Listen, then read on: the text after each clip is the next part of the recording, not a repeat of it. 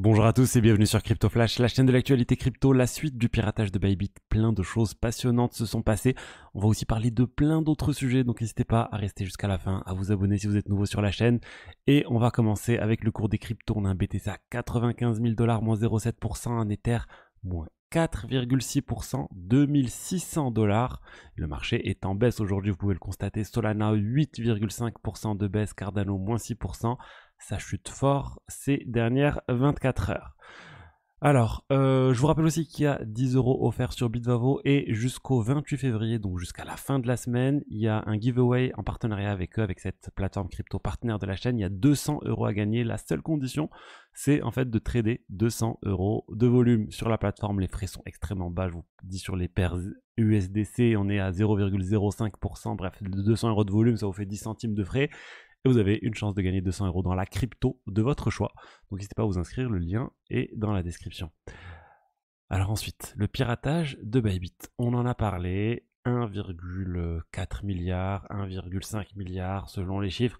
Mais en tout cas, la bonne nouvelle, c'est que Bybit, là, ils ont comblé le trou en Ether qu'ils avaient. Ils avaient un très très gros trou d'Ether, 1,4 milliard de dollars de trou tout simplement que le pirate a pris.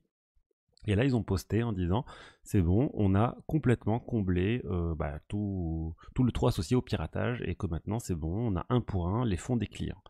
Alors, là où c'est un peu plus subtil que ça, c'est qu'ils n'ont pas uniquement racheté des Ethers sur le marché. Ils ont racheté des Ethers en OTC, etc. Mais pas que ça, il y a eu aussi des institutions qui leur ont fait des prêts. Et du coup, ils ne précisent pas en fait la quantité ou la répartition entre les prêts qu'ils ont eus et les terres qu'ils ont achetées eux-mêmes. Donc on ne sait pas vraiment s'ils ont la totalité des fonds, c'est-à-dire, enfin, si les fonds leur appartiennent. En cas de panique et que, je sais pas, le jour où ils doivent rendre les fonds et si le prix augmente de l'Ether, est-ce qu'ils auront suffisamment d'argent pour acheter l'Ether?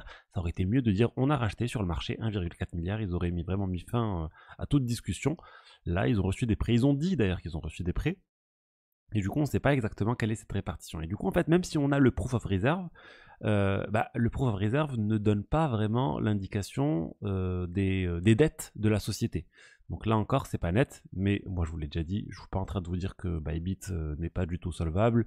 Au contraire, 1,4 milliard de dollars pour eux, pour moi, c'est pas grand chose. Ils vont réussir à combler le trou sans problème, mais juste d'un point de vue communication, j'aurais aimé quelque chose d'un peu plus clair. On a un exchange no KYC d'ailleurs, EXCH, qui est accusé de blanchir les fonds pour Bybit. On aurait, selon les analyses, déjà 30 millions de dollars à peu près qui seraient passés sur cet exchange. Et EXCH dit que non, il y a qu'une toute petite partie qui est concernée et que de toute façon, ils n'ont pas envie d'aider Bybit parce que Bybit n'arrête pas de les critiquer. Donc c'est un peu bizarre comme discussion. Certains disent que en fait cet exchange c'est juste un front, c'est juste une vitrine pour la Corée du Nord qui aurait en fait une sorte d'exchange comme ça pour blanchir les fonds. Il y a plein de choses qui indiquent en fait que ça passe par là. Ils sont passés d'un volume de 800 Ethers quotidiens à 20 000 Ethers quotidiens. Ils ont quasiment plus de BTC.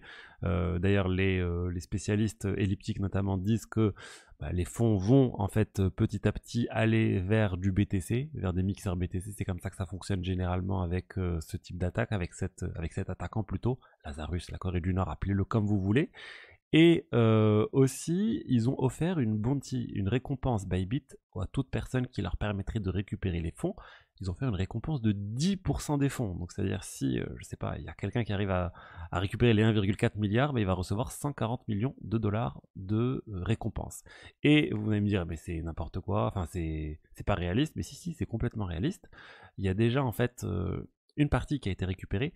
On a en fait 15 000 CM Ether qui sont des Ethers stakés sur une plateforme donnée qui ont été récupérés. Comment ils ont fait? On a Mudit Gupta qui est un spécialiste de la cybersécurité crypto, qui travaille dans le groupe SEAL, qui a en fait coordonné la récupération de ces tokens, de ces 43 millions de dollars de tokens, et les 43 millions de dollars de tokens ont bien été burn du portefeuille du hacker, et du coup ils vont être réémis, et ça veut dire que Bybit va récupérer 43 millions de dollars. Et du coup en théorie, Mudit Gupta et tous ceux qui ont participé à ce sauvetage vont se partager 4 millions de dollars, et il n'y a pas de doute que ça va être donné. Donc ça montre un peu la puissance des bounties et la puissance en fait de certaines personnes qui utilisent leurs compétences pour faire le bien plutôt que pour faire le mal.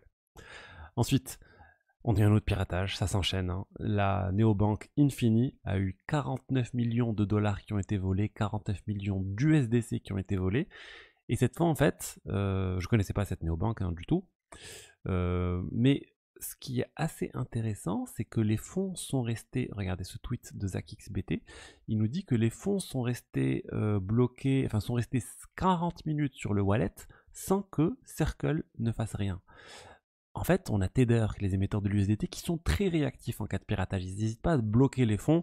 On l'a vu dernièrement dans plein d'affaires. Vraiment, ils sont super réactifs. ZachXBT communique pas mal avec Tether d'ailleurs, mais Circle, ils sont pas du tout réactifs. Et c'est ce que dit ZachXBT. Il dit bah, vous n'avez même pas d'équipe de réponse sur incident 24/7 pour pouvoir réagir sur ce type de choses. Et là, Circle aurait pu en fait intervenir, bloquer les fonds temporairement, même en attendant une décision de justice ou autre, mais aurait pu juste temporairement bloquer le fonds comme le fait Tether pour empêcher le pirate de prendre 50 millions de dollars. Ils l'ont pas fait, ils vont sûrement... Je sais pas ce qu'ils vont dire d'ailleurs, ils vont dire non mais peut-être nous il nous faut une demande de la justice ou autre, mais en tout cas l'approche de Tether fonctionne mieux dans les piratages, ils sont beaucoup plus réactifs que Circle. Ensuite, je voulais vous parler de Memcoin et de Pump.fun. Donc Pump.fun, la plateforme pour lancer des Memcoins qui a vraiment explosé lors de ce cycle. Jusqu'à maintenant, les Memcoins quand ils se lançaient, ils sont d'abord sur Pump.fun et quand ils atteignent une certaine market cap, je crois que c'était autour de 70 000 $, ils migrent vers l'exchange décentralisé sur Solana, Raydium.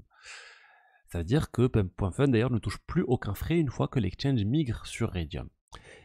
Et plutôt que le token migre sur Raydium. Et là en fait, Pump.fun, ils seraient en train de tester leur propre exchange décentralisé à eux.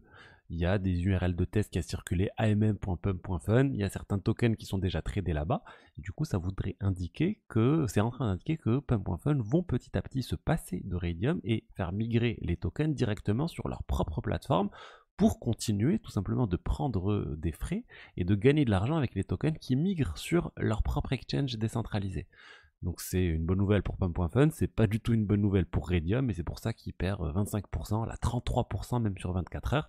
Grosse chute parce qu'il y a une très grande partie du volume de Raydium qui vient des memcoins. Le volume des memcoins sur Solana, c'est juste énorme.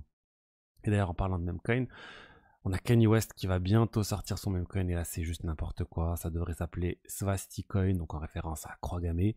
C'est juste hallucinant. Alors il y a pas mal de gens qui disaient Kanye West a vendu son compte, Kanye West a vendu son compte. J'ai pas trouvé d'informations fiables sur le sujet. Alors oui, peut-être la manière d'écrire a changé. C'est possible qu'il ait vendu son compte, je dis pas qu'il l'a pas vendu, mais j'ai pas vu d'éléments concrets ou de preuves ou d'articles de presse connus crypto qui évoquent le sujet. Ça reste pour moi des rumeurs. Pour l'instant, moi là où j'en suis, c'est juste Kanye West qui lance un memcoin, et c'est attention à éviter un peu. Donc ça a l'air d'être un memcoin raciste en plus. Enfin bon, c'est assez hallucinant. Et pour finir, on revient sur Bybit, mais cette fois pour parler de P-Network. P-Network, j'en ai parlé, ils ont fait leur lancement il y a quelques jours après des années et des années d'attente. Et en fait, Bybit, le CEO de Bybit avait dit qu'il n'allait pas lister P-Network. J'avais pas vu cette news passer. Il dit qu'il n'allait pas lister P-Network sur Bybit, tout simplement parce que lui, il considère ça comme un scam, et que la police chinoise avait alerté sur le scam P-Network dès 2023 en disant que c'était un sorte de scam, de schéma Ponzi qui ciblait les personnes âgées, et que en fait il voit plein de ressemblances avec les scams qu'on a pu voir par le passé avec BitConnect, etc. Il y a pas mal de tokens qui sont bloqués, il faut faire plein de referrals pour obtenir des tokens, il y a tout un système de KYC, il y a plein de choses qui bloquent en fait petit à petit la libération des fonds.